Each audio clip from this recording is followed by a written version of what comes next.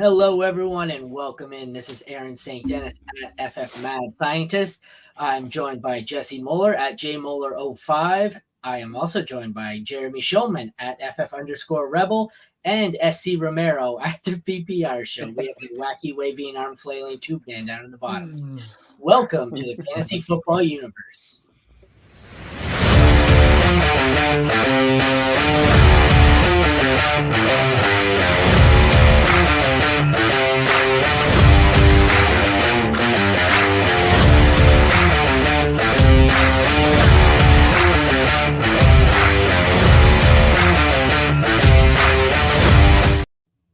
We are here for Rookie Mock Draft 3.0. This one is super flex and tight end. We're going 3 rounds. We've got 4 of us in here. We're each going to draft 3 times per round. But before we get into it, I just want to remind Jeremy of one thing.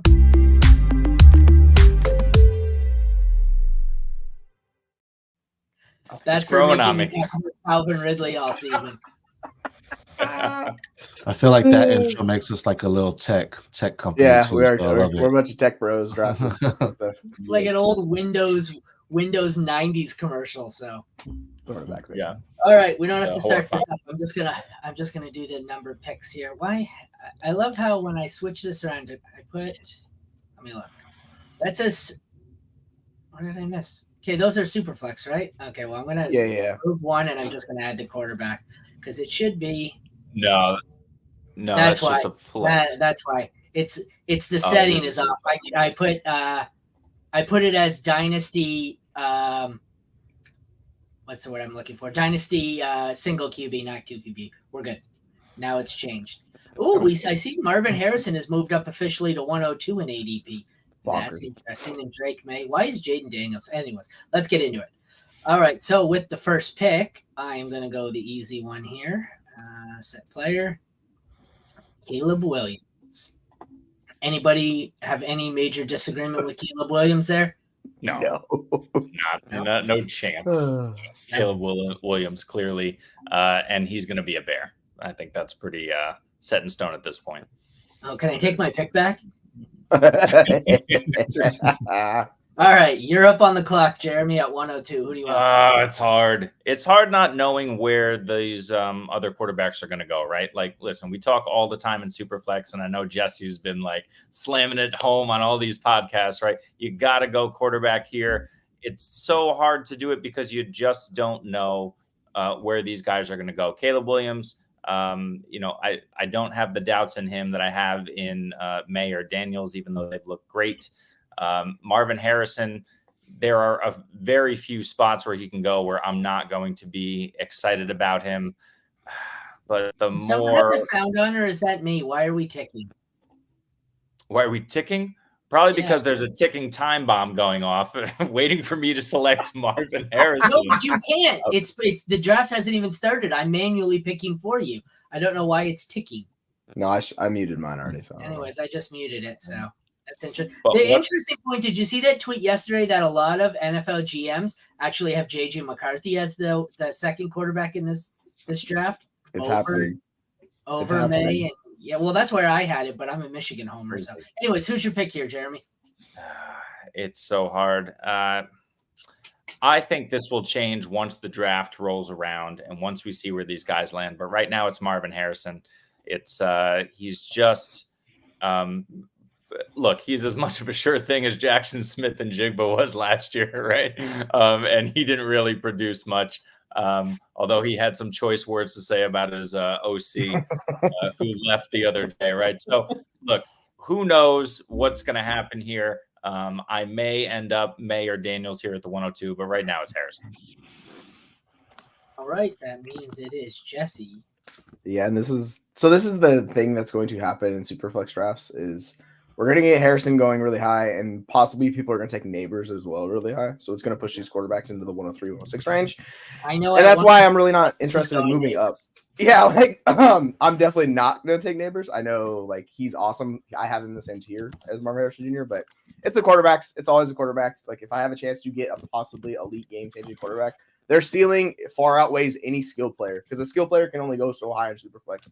Like, it's really hard to get past the 106 range if you're a skilled player. Like, that's Justin Jefferson. and you can't put him any higher. No one's gonna be like, I'm taking him over Josh Allen. I'm taking him over Mahomes. Like those guys. That's just kind of it just yeah. So like I'm. But we had this conversation before with last year's draft class. Say Bijan hit, or Gibbs. Gibbs hit pretty damn well. Both of them are valued as top 5 consensus running backs. Yep. Wouldn't you rather have Stroud and Richardson hands down? I'd probably rather have Stroud over both of them. Yeah, combined. Stroud's like 103, and like he's literally like a top 3 super flex starter. If the quarterback hits, it's just that's the thing. It's worth we want the high ceiling players. Yeah. So who's your pick here? Yeah, it's Jaden Daniels. He's a riskier. Like I personally, I'm kind of risky with my selections. I don't mind diving into uncertainty. His upside we saw basically he would single-handedly be a broken fantasy football if people were playing college football last year. Like he was absurd the things he did, and he had neighbors. He had Brian Thomas Jr., but I don't even care. Like the upside's so high, I'm just gonna chase it. Like he's not as much of a sure thing as May, but if I'm chasing for ceiling, I'm going Daniels here. All right, you're up. Nice. I will say, Jeremy, your camera lagged, so when you got that cup, it like stopped and then it just went straight to your face. And I was like, bro, like Jaden Daniels is a good pick. You don't need to get mad about it there. But glad you're okay there. So I mean, normally I would go Malik Neighbors. That's my guy there. But I think tight end premium, I'm gonna go ahead and get the tight end one when I can. This slate, Drake May can wait. So I mean, I'm gonna go ahead and get Brock Bowers. Go ahead and smash it. He's the only one that's there, especially the tight end premium gives you a little bit of a jump there, right? A little bit extra points, and he's gonna get it, man. I think he's going to be a top 10 pick. Whoever picks him, you're damn well gonna utilize him. Why? Because they don't have Arthur Smith, like the Falcons had with Kyle Pitts last year. So I think that's a smash pick right there at the tight end premium. I think it's a Christmas present for me is what it is at 105 because now I love the 2 picks I have left here. I either have, love for Drake May is a strong word. I love that a quarterback fell to me or what I have as the RB2. I didn't expect to have this decision. I was going to take whoever SC didn't take out of these 2. I didn't see that one, SC. You threw me right off here. Curveball, baby. Let's go. Left turn ahead, I see. I am going to go with the quarterback. If this actually was a real team and I had 2 picks, I probably would have gone the receiver instead of going quarterback. But in Superflex, assuming these are 2 different teams, I'm going to take the quarterback here. You are up, Jeremy.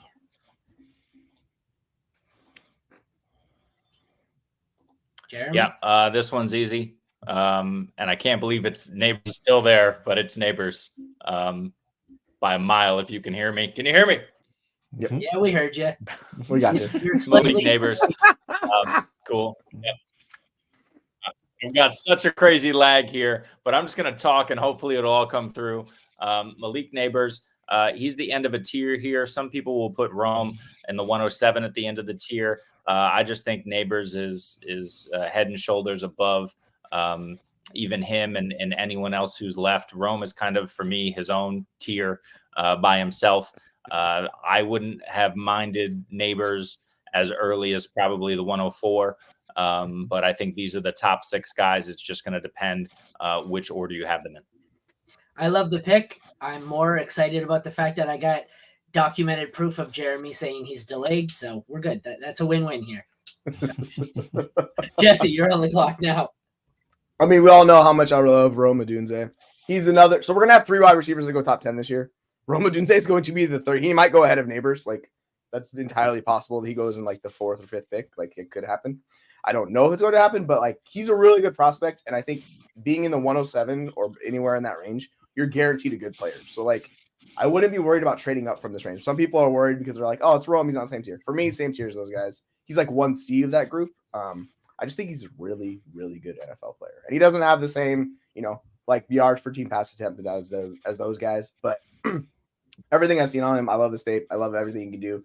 He's going to be a very good NFL wide receiver. So I don't have much concern for him. Once you get past this pick, like we get to 108, then it's kind of like a free-for-all because you can make the case for other guys. Thinking that. I think these 7 are guaranteed to be the top 7 in a different order or whatever order. I was actually interested to see who SC picks here because depending on who he takes at 108, I think it's a consensus top 8. But what's up, SC? Unless I will say top 7, yes, unless you had JJ McCarthy or Bo Nix slip into the first round. If they slip into the first round, I think that changes their capital, that one of them ends up being in that top 7 as well. But I agree. And now here, I'm stuck between the top 2 wide receivers on the board, I think, in Franklin and Brian Thomas. I have Franklin over Thomas, so I'm going to go ahead and take him in that situation.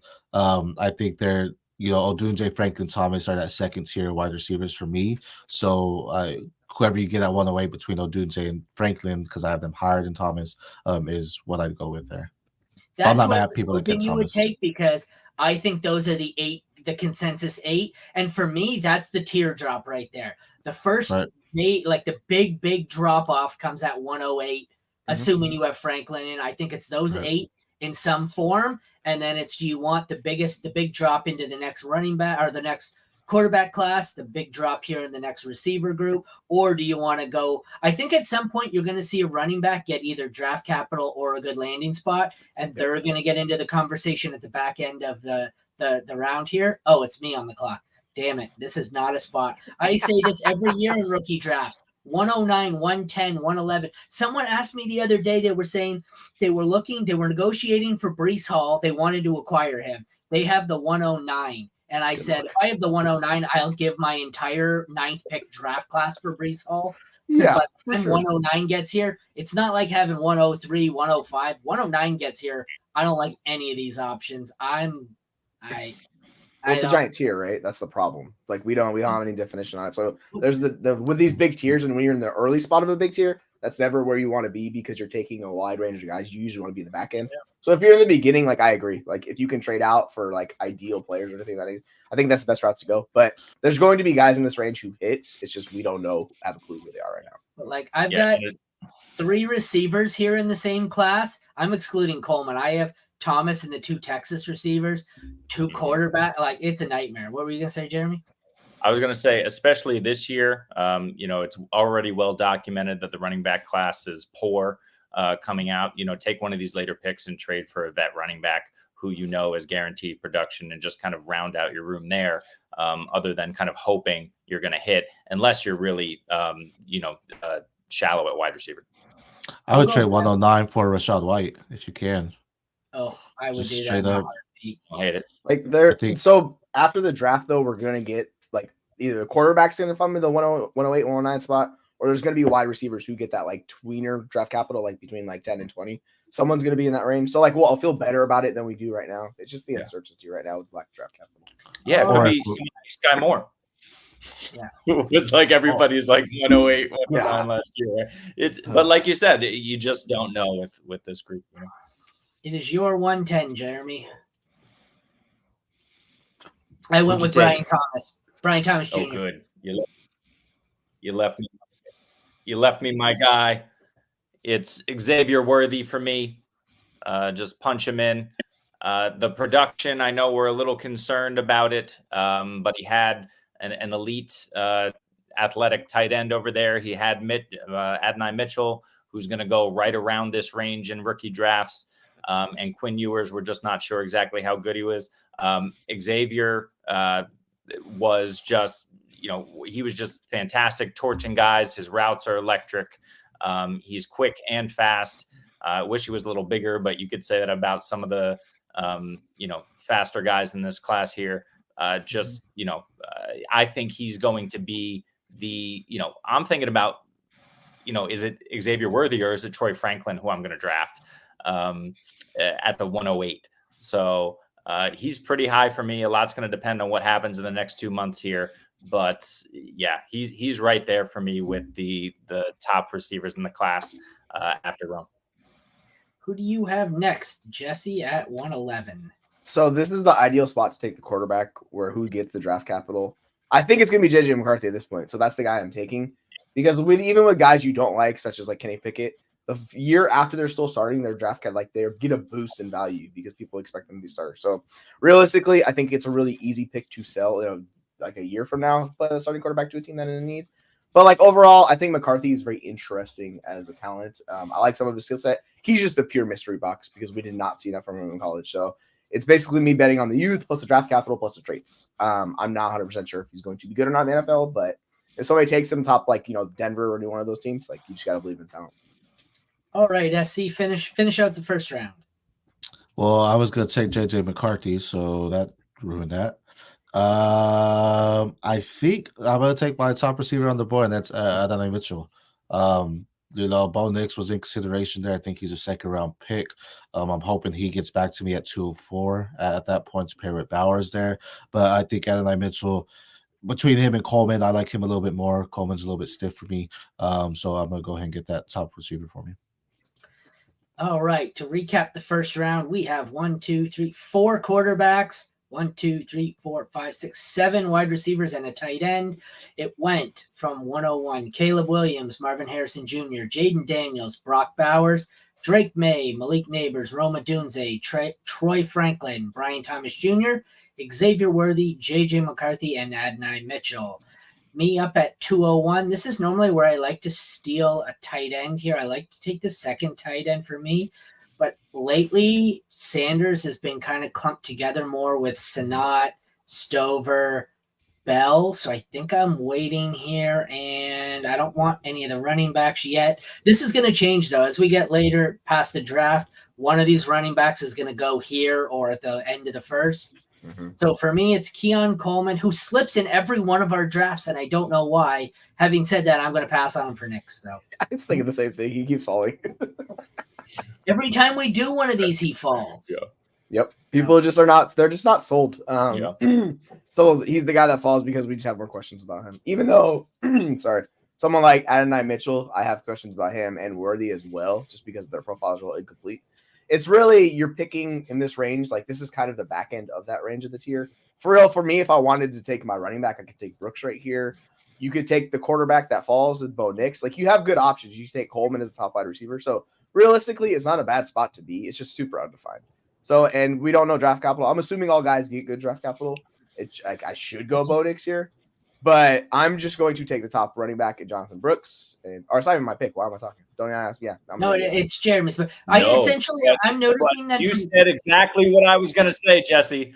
Throw Brooks right in there, and I'm going to snipe him from you because, look, the only other consideration here for me is Coleman. I just don't like what Bo Nix has been, what we've been hearing about him over the last few months. He's fine. I'm not sold. We'll see. Keon Coleman, we don't know, but if I'm looking at this team and I already have MHJ locked in, I don't need to take a shot on Keon Coleman. I'll take a shot on the RB1 in this class, who I think we all agreed. I don't know if SC chimed in, but we all agreed, the three of us, that had he not been injured, he'd be the clear-cut RB1 in this class. You're taking a gamble on the injury, but maybe Trey Benson is okay in the RB1 spot. But yeah, give me Brooks. I think too, with the exception of Jeremy, who really liked Xavier Worthy, if you don't have a big preference of any of these guys, there looks to be almost no difference between 109 and like 204. It's all, once I get to 109, it's like I could have taken any one of these guys with the pick. So this, I think from 109 all the way to the 206, it's all going to get shuffled up on draft day. So Jesse, you're on the clock.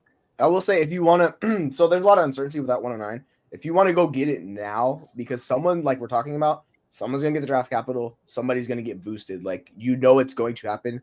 One of those teams like Buffalo, Kansas City's going to draft a wide receiver. So, like, he'll get shot up. A running back's going to move up too. Yeah. So, like, I think now is like the cheapest you could probably get the 109 because of the uncertainty. The closer we get in the draft capital, it's going to rise. So that's going to be how it goes. But yeah, like in this range, I don't mind. Like, I'm really high on Bucky Irving, so you could make a shot on him. I'm just not convinced he gets the draft capital. That's my one concern. So I'm going to play the game of I'm more sure that Keon Coleman gets it and just go with him here and just take the wide receiver that continually falls. He seems to be the guy that nobody likes as much, so I'll just take him here and roll with it. The running backs, I mean, you're 100% right. If Jonathan Brooks was healthy, he's the RB1, but because of that injury, he's not my RB1 right now. So my RB1 is Trey Benson. I do like Blake Corum a lot too. I think for me, I would just Trey Benson. Yeah. Okay. So I think I would go Benson here just because of my rankings. That's where he is. But I think Corum is the other option because I think Corum may get the better draft capital, to be honest, just because he was a touchdown frenzy back, and especially if he goes to the Chargers where his head coach last year is now at, then I may take Corum here. But for now, I'm gonna take Benson. 205 used to be where I'd take the tight end here or the tight end here, but I went quarterback here. I think now with the tight ends, kind of, there's a few of them I like. I think I'm going to take a running back here, and then I'll take whoever's left at tight end over here. So already we see things are kind of, my draft strategy is evolving on the fly here. I am going to go with, for me, it's between Allen or Corum. I think I'm just going to go with Corum. Homer. Yeah, I didn't go with, last time I think I went JJ and Corum. So nice. I mean, that means look, you, Jeremy, you were out. It's still a fair pick. So now here at the 2-6, now we're really shaking up the board. I'm looking at these top names here, even in a tight end premium. I'm not going with Sanders at this point. I'm just not, like you were mentioning, for me, I'm just not sold that he's the definitive tight end 2 right now. I really like Sanat. Braylon Allen, sure. Penix, sure. He's a good value with quarterback, but we need to scroll down a little bit. And we're going to go with the guy who's a little bit smaller than I'd like, a little bit slower than I'd like, but who's got everything else, and is Ladd McConkey. We're going to slot him right in there at the 206. And, hopefully he gets into, a team takes him and knows what they want to do with them, and they just feed him as much as he can handle. Will he be able to get open consistently? Probably. He had a good Senior Bowl, so we'll see how it shakes out. Next up, right when you started describing him, I was already over Ladd McConkey. I knew you were talking about him. Like, this is a Ladd McConkey pick. I can tell where he's going with this. Yeah. So if this is the FYI, just real quick, if you have a commissioner that changes the settings during the draft, leave that draft. Okay, don't have a commissioner. No. Okay, you see why I did that? Yeah, no, I see it. So I did it because I wanted to be able to sort by this right here. I didn't do it originally because I didn't want it to go to 4 rounds, but you're absolutely right. If someone changes this, don't do what I just did unless I'm doing it to make it so easier to sort for our mock here. So, because I noticed we're starting to talk position by position. Yeah, Essie's right. Don't do what I just did in a real draft. That's the definition of collusion right there. Yeah, don't do that. Yeah. I just just drafted the best tight end, so let's go and quadruple the value of tight end premiums. Yeah, don't do what I just did. Entertainment purposes only, guys. I was just making it easier to sort down here for our visual appeal. It is now Jesse, now that I've completely ruined the draft. So I'm going to go, this is part of the draft where I'm fine just YOLOing with your guys, because specifically we don't have draft capital, so I'm assuming everybody gets it. But it's the running back that I love out of Oregon is Bucky Irving. He's smaller, I get it, but the guy can just do so many good things. He's near the tops of the draft class in missed tackles force. He's a nightmare in space. He could be a pass catching weapon. He does, if he was bigger, I think a lot of people would want him. He's a little smaller, but yeah, I'm a huge fan of Irving and everything he does. I think he has a chance to be a PPR weapon in the league. So I'm gonna take my shot here with Irving. And next up is SC, and I'm guessing it's going to be Audric Estime time, but that's just my guess. What's your pick? Well, it was gonna be Bucky Irving, but Jesse once again took my guy. So let's see. You haven't learned by now. We've done 2 of this is our 3rd one. You haven't learned he's not going to let Bucky Irving slip. Nope, no shot. Yeah, Oregon players right here. I could have had them both, but now I had to pivot here. Estime is good. In a super flex though, I'm convinced that I may go Michael Penix. I don't think 208. I don't think that's bad. I don't think he would get to me at 212. So I think, you take your shot on the quarterback, and he's arguably the next best one on the board, right? So I think you go Michael Penix here, and you just roll with it. Like Jesse was saying, at this point in the draft, you're just kind of going on value. Yeah, you want to hit on some guys, but a super flex, your quarterback's going to have more value if he hits than any of these guys. So take that flyer, and I'll go Michael Penix. Yeah. I don't mind that pick. It just made things difficult for me. I was hell-bent on pulling the trigger on Jatavian Sanders, but at my last pick, I debated between my two of the running backs I liked at the position, Corum and Allen. And now that Allen's still on the board, I think I have to go Allen and just pass, because there's only one tight end off the board, and essentially there's three tight ends here. I don't mind, so I'm just gonna play positional scarcity. This is kind of the tier based drafting. I think Allen for me is the last of the tier. I don't mind these guys here, but I think they're a tier down. These guys are all on a tier. Well, not these guys. Scott should be way up higher. Same with Bell. I don't know why these three are here. This is stupid ranking, but for me, Allen is the only one at the top of the tier, so I'm going Braylon Allen. Is it like what's going on here? Did anybody else see that? It's not letting you do it. I'm trying. Oh, there we go. No, the first time I did it, it spun when I clicked on it. That's weird. Jeremy, you are back up on the clock. Okay, I was just talking some shit about him before, but give me Jatavian Sanders here. I mean, this part at the back of the second with, in a tight end premium, you're just betting on athleticism here. With Penix gone, with most of the running backs with question marks, and only one other guy who I'm going to remain quiet on at the moment that I might take here. We'll see if he falls. We'll see if he falls. I'm doubting it, but we'll see. I'll tell you one thing. Go ahead. But Sanders has the ability and the opportunity, depending where he goes, to slot in. I'm just not necessarily confident that he's going to go to a team that features him right away. I'll tell you one thing. If you're doing your draft right now, your rookie draft, you better damn sure know what you're doing. This is not a rookie time to be doing them. Yes. Because these sleeper draft or like ADP is whack because we said yesterday, was it yesterday or the day before, me and Jeremy, AJ Barner is ranked higher than these guys. AJ Barner has 641 career receiving yards in 4 years. He wasn't even the best tight end on his own team. No, he wasn't. What are we doing? I don't know why I get it. People get the urge to draft and then want to quit all these leagues later, but don't do any rookie drafts until after the NFL draft. It's if you're going to go that route, you got to prioritize safety, insurance, and draft capital. So it's a lot. Like if we're doing this in real life before the draft, some of these guys are fucking risky to take in this range. So I would be shifting my draft picks. Remember 2 years ago when Malik Willis was the 101 or 102 and everyone said he was safe and he ended up going he could go top 10, he could go top 5, could go top 15. Next thing you know, he's a 4th round pick, 3rd round pick. NFL hoodwinked us.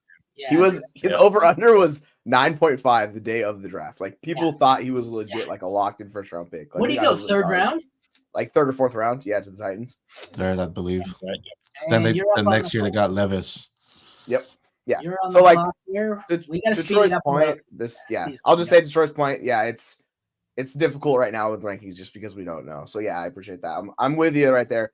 I'm going to reach for my guy here, who I think is the best wide receiver on the board, and is Jalen McMillan.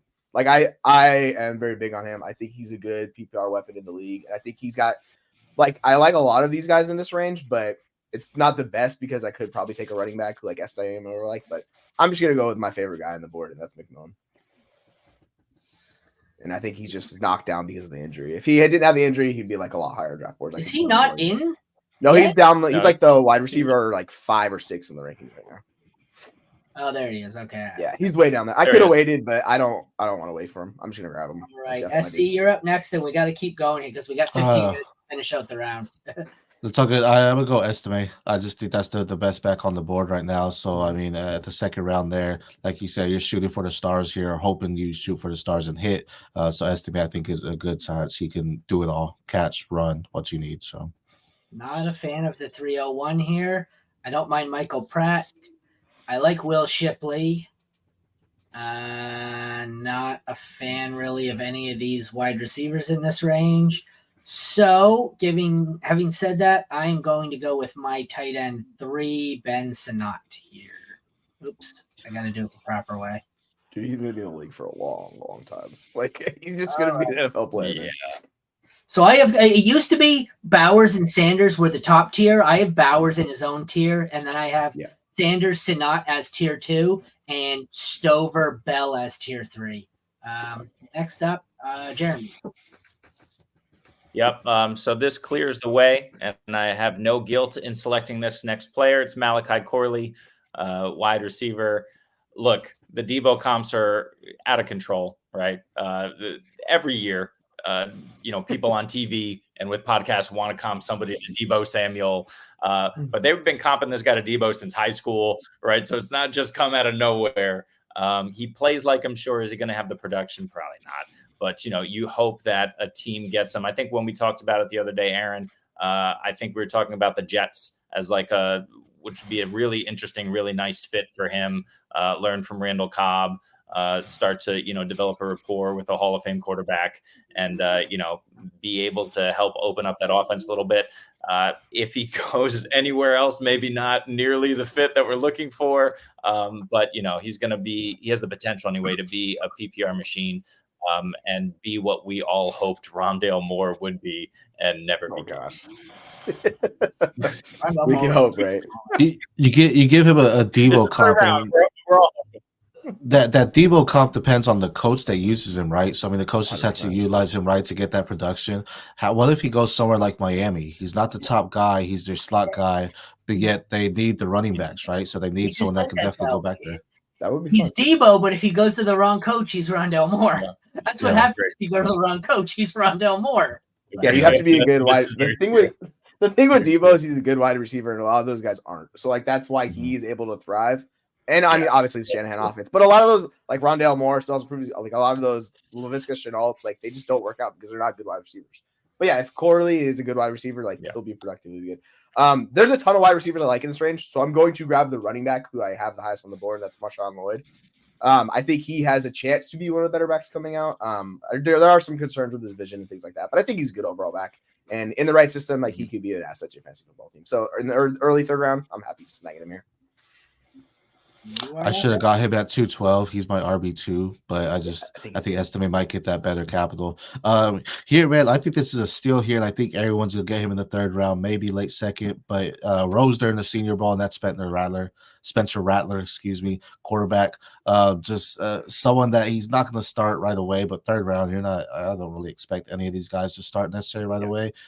So you take that flyer again in the super flex. I mean, he has the capability to come in and be a Davis Mills, if you will, like a backup, but then gets a year or two maybe of some solid production, and that's when you trade him, right? If you get these guys at third round and then can flip them and trade them for a first, I would do that. So I'm taking Quarterback's interesting. It looks like you have 4 going the first round, and then 4 the rest of the way. Oh, it could be more because I'm going to take Michael Pratt here if I can do it properly. I'm going to take Pratt. He's the last one. I don't mind. I love Joe Milton as a cannon, but Sam Hartman's okay. But Pratt, for me, there's 8 quarterbacks that are draftable. Obviously, if your draft goes 4 or 5 rounds, it's deeper. But we're getting to the point where there's no other quarterbacks I want. Yeah. There's a couple of running backs, maybe 2. There's a handful of receivers and 2 tight ends. So that was the last quarterback that I have as draftable. So I'm going Pratt. So 4 in the first round, 4 in the final 2 rounds is how it goes. You're up, Jeremy. Yeah, QB is smart right there. So I don't really have anything to do except go right back to the wide receiver well, especially with this team 6. We got, Neighbors, we got McConkey, and now we're going to add Ricky Pearsall. Again, you're just hoping for a guy who can find and maintain a role and become a PPR machine here. Again, another guy who looked good at the Senior Bowl. Not too many holes in the game. I find that personally, I'm steering more away from the Xavier Legette, Tez Walker sort of mold. Just because they're big guys, just because they're fast guys, doesn't mean they translate. So give me Pearsall. There's still a handful. We've got 6 picks left. I'm looking at the board. There's still 6 or so guys I would actually draft. So that's why I took the running back, because there's a ton of wide receivers I like in this range. So I wanted to get the running back because whoever falls here, I'm fine with. I'm going to take the guy who basically won the Senior Bowl, and that's Roman Wilson. He dramatically increased his stock probably more than anybody did at the Senior Bowl, except maybe Spencer Rattler. Those 2 guys were they did a lot of good things. So even though he's a little bit older and he never had that elite production, I think he's a good NFL wide receiver and will step in and be a plug and play right away. So I think the floor is pretty high with him. I'm going to end up taking the wide receiver with that last pick, but I'm going to go ahead and get Ray Davis here, running back. I think that is the next teardrop, the last part of the tier before him, and now we have another teardrop. So I'll get the best running back on the board there. Yeah, that was a tank. Okay, I agree. For me, there are, with my last pick here, there's still, I think, 2 viable tight ends. Yeah, that's good. There's no viable quarterbacks. I have one running back left in Shipley that I'd want. And then wide receiver, I've got 1, 2, 3 maybe. One, I really like Polk. These two are kind of I think Rice is just because of a legacy. I think he's going to get a shot. Johnny Wilson's the size, but the only one I really think draft are worthy of a running back selection here is Shipley, and that's who I'm going with my final pick. Jeremy. Oh, he's not moving. Jeremy. Yeah, it's a good one. And that doesn't leave me much personally with anything. I'm here. They make your pick because you're cutting in and out. He's not. Type it in the chat if you're done. I like how he was like, I'm in, and then they went away. He's like, hey, I'm not in. in. I'm not in. All right, Okay, we're going to give him a second here. I know he's got to get going in a few. Yeah. He is out. He will come back in. We'll give him a second. Otherwise, I'm just going to pick. Oh, he's there back. He is. We're back, There he is. baby. Oh, the tube man. You made it. Who's your pick in case you cut out? Give me that guy. Who cares? Give me Brendan Rice. I mean, listen, he's not his father. He's never going to be. But, you just hope that dad can be in his ear enough and help him. I mean, he's a good enough wide receiver. I don't think Tez is big. He's fine. Xavier Legette, he's fast. He's fine. Polk is a good receiver. But, let's go with Brendan Rice and just, end of the third round, just throw a dart. For me, these last 2 picks are either Polk or a tight end, depending on if you like them. But we will see. What do you got, Jesse? Yeah, so I'm gonna change it up because I want to kind of talk about this guy. It's the tight end that is going to follow the Darren Waller track road, and that's Johnny Wilson out of Florida State. He's a giant mofo, like he's just massive. And I think his best way that he succeeds in the NFL level is they transition to tight end. So I'm assuming it's going to be a developmental project where some team's going to draft him. He's going to take a year or two, then he's going to slowly become that like the hybrid tight end who can play out wide and do those things. So you threw I'm me going to chase him. completely off. You said tight end and then said Johnny Wilson. I'm expecting him to be a tight end at the next Me too, level. but he's not listed as a tight end. That's why I'm like, what? He's not on here. He's a receiver. But yes, I expect that too. And I guess we'll close it out with USC because I think you're on lunch. You need to go back to work. Yeah, and this really becomes hard because there's so many wide receivers on the board, right? I like Walker, like Legette, like Cowing, like Thrash. I mean, guys that in the third round, you're taking that flyer on, right? But I like Polk in a tight end premium, though, I think you can go Jaheim Bell here. I think that's a good pick. I think he's a tight end that will see the field. He can block. He's athletic. So, again, you get that extra spot for him. I think that's a good pick right there. And then you go hit that free agency wire with your fab and get those other wide receivers. Absolutely. All right, and that concludes it. So I skipped the second round, I guess. We had at the 201, we had Knicks, Jonathan Brooks, Keon Coleman, Trey Benson, Blake Corum, Ladd McConkey, Bucky Irving, Michael Penix, Braylon Allen, Jatavian Sanders, Jalen McMillan, and Audric Estime. And in the third and final round, Ben Sinnott, Malachi Corley, Marshawn Lloyd, Spencer Rattler, Michael Pratt, Ricky Pearsall, Roman Wilson, Ray Davis, Will Shipley, Brendan Rice, Johnny Wilson, and Jaheim Bell to round it out. So we ended up seeing it's 8 quarterbacks go, 1, 2, 3, 4 tight ends, only 1, 2, 3, 4, 5, 6, 7, 8, 9 running backs go, and the most of them were wide receivers 1, 2, 3, 4, 5, 6, 7, 8, 9, 10, like 11, 12, 15, 15 out of 36 picks. What's that? Almost like half the picks are wide receiver, Yeah. So. And there's still some on the board. Yep, like the wide in the fourth round, you just like hand. I guess that's interesting. So I crossed off tight end here, but the only tight end that I had left on the board was Cade Stover that I think was draftable. I don't really want any of the quarterbacks, at least not in 3 rounds. The running backs, I'm out on pretty much all of them, and the wide receivers, I liked Polk. If you're a Walker or Legette guy, go for it. I'm not in on them. I like Cowing. So it would have been Cowing or Polk for me. I don't know. Was there anyone you guys really, really wanted if you had another pick? Yeah, I mean, you can make a case for somebody like Burton of getting the draft capital because he's going to fly, right? So there's guys in here that will jump up based on how they run at the combine and things of that nature. All right. Well, that is a wrap on our 2024 3-round rookie mock draft 3.0 super flex and tight end premium. Check back tomorrow. We've got some rookie profiles on the YouTube channel, and check back, or there'll be a full write up of this, or you can see the rookie sneak peeks over at fantasyfootballuniverse.com. For Aaron, Jesse, Jeremy, and SC, thank you all for tuning in. We will see you next time.